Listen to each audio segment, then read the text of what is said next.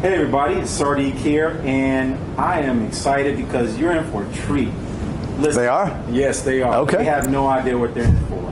It's going to be wild. Listen, I've got a guy who has been my coach on helping me be funny on stages, Geoff Woliner. And Geoff is the founder of Winning Wit. He's been my coach on speaking for a living, and of course we've got the second edition of the book that I've written with Ann Bruce, Speak for a Living. The second edition is coming out in October. But, you know, one of the talks or the questions that Ann and I get all the time is, how in the heck do I be funny on stages when I'm not funny? Well, I like to find the best people to help you out with this, so I got the best right here. So, Geoff, tell them, man, this is all about you and what you do, because you do it real well. Tell them about yourself. Well, hey, Sardek, first of all, I just want to say thank you for having me today. Yes. I know when you said, you know, Geoff, here's the deal, man, all right? I want to do an interview, Yep. and I want to bring in a guy who's funny, Yep. who's witty, can light up the camera, and has got great things to say. Yep. Know anybody? And then when I couldn't produce anybody, here I am, so this is exciting, and I'm very happy to be here. So, Happy to have you, my bro. thank you. Yep. Thank you. So just kind of a quick aside about me. 20 years ago, I embarked on my journey to become a stand-up comedian, and I entered a competition and decided, you know what? I'll tell the best jokes I know. They all sucked.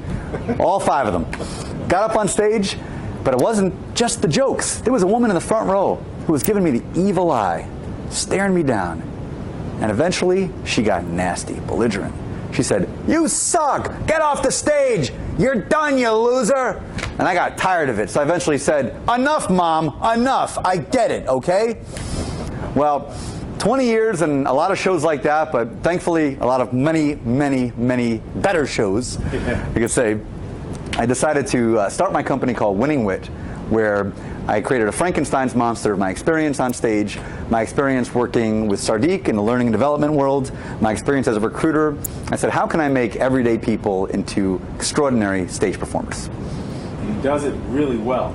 So you're going to get an opportunity to see him in action. This is off the cuff live. So, Geoff, I think it would be really helpful to give people some tips that you can share that will help us be funny when we're not comedians and we don't have a funny bone inside of us. So tip number 1 is what?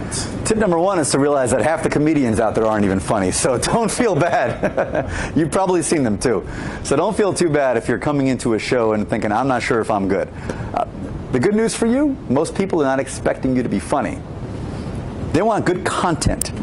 They're not expecting a comedian unless you're a comedian. So if you can bring any laughs at all, what a great bonus that is. True. So when you want to really bring laughs, like really like get the crowd going, start out with a good bait and switch joke. Okay. Perfect example. Sardek, you're a beautiful man. Every time I see you, he's got a big enough head. This is the joke I go with. Start again. Sardek, you're a beautiful man. Every time I see you, you are the finest dressed guy I know. You have the sharpest suits, tailored perfectly. You look fantastic. And I got to tell you, looking at you today, this is by far and away the ugliest thing I've ever seen you in. Classic bait and switch joke, right? You have them going one way, you pull the rug at the very end. You can do this with anything, in any group you speak to. This could be, a massive keynote in a huge room like Sardek does. 5,000 seats, 12 people show up. Or you could do, this in any kind of a breakout session. Just find something where you want to lead them one way and then pull the rug out at the very end. It's quick, it's easy, it's simple, guaranteed to get a laugh. It's totally just, like you said, bait and switch. Say something that they don't expect, and it works masterfully. And even I pull those off pretty well. So that's something I've learned from Geoff. Okay, great tip. Tip number 2, what do they do? Tip number 2 is like something you'd hear like in a 3rd grade elementary school in the Midwest. You want to put the fun in funny. So something like that, right? Yeah. Have fun with it. You got to have fun. Yeah. Whenever you walk into a room, you got to let them know that you're pretty happy to be there too. Right. Because there's, Sardek knows there's 2 kinds of relationships in a room, and you're in a relationship with your crowd all the time. There is the Tinder relationship where you're both swiped on each other, you're both happy to be there, and then there's the arranged marriage. A lot of times, especially if you're in corporate training or something like that, it's an arranged marriage. They don't want to be there, but you're pretty happy about it. So you are the variable that you can control. Make sure you're always happy and light as soon as you walk into a room. Point out things in the room. Point out the irreverence in the room. Have fun with just the general absurdities in life. Right. You know, if the weather's crazy out there and it's raining, it's pouring up a storm, and say, my God, the traffic was horrible on the Arcway today getting in. And just be, you know, be fun and ridiculous and irreverent, and people will react well to that. Yeah, great point. You know, I find, and this is another tip that Geoff coached me on, is to look for the absurdities in everyday life. And it's amazing what you see when you start to watch people.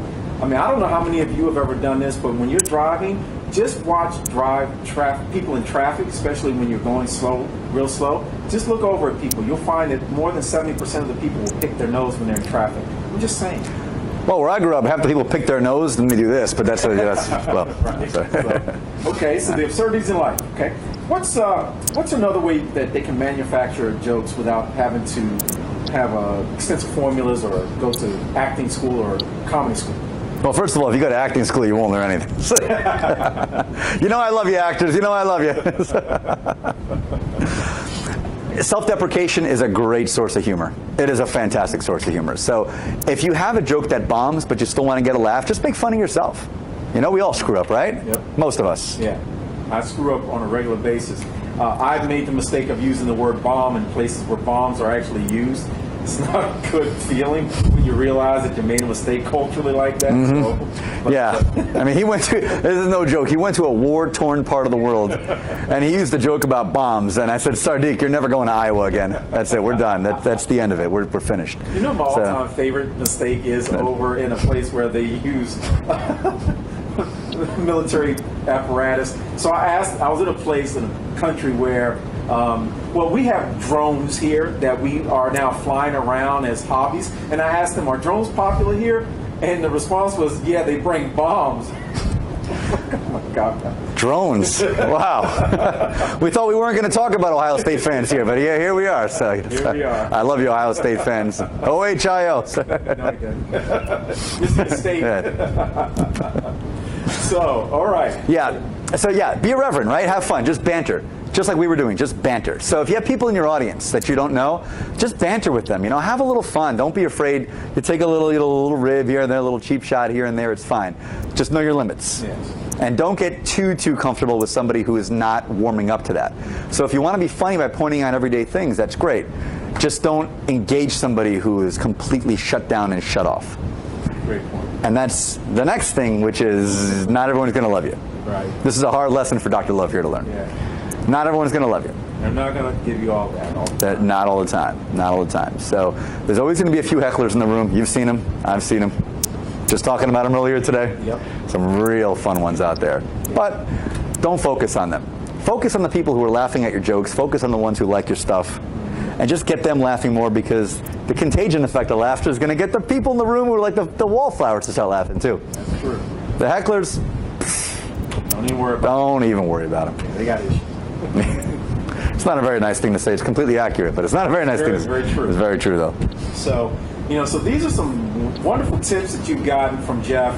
And if you'd like to get more tips from Geoff on how to add humor to your speeches and your training programs, or even consider you want to find out more about him, so if you want to work with him, Geoff, how can they find you, man?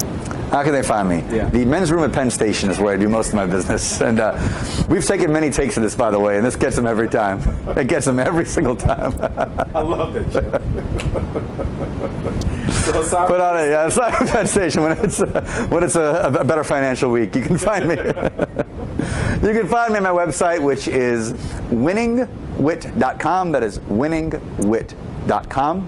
Reach out, say hi, let's grab a beer, let's grab other things that we can't repeat in mixed company, and let's talk. I'd love to help you out. Yeah, and one of the things I can say about Geoff is, obviously he's masterful at what he does. What you see here is who he is, and he teaches you how to be who you are. So this is a great another tip of Speak for a Living for you. And again, we're very excited about the second edition of the book, because it allows us to bring great coaches like Geoff to you and the audience of the book. So we encourage you to take a look at Geoff and get some tips from him and work with him, because what you see on the stage from me is a product of this guy right here.